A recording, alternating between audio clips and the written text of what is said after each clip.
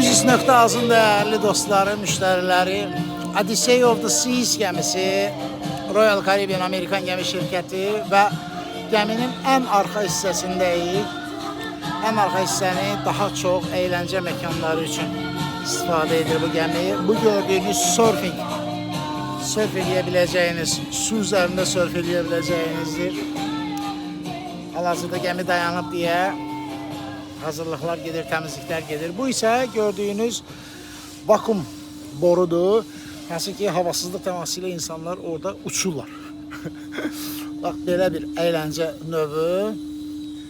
Çox böyük gəmidir.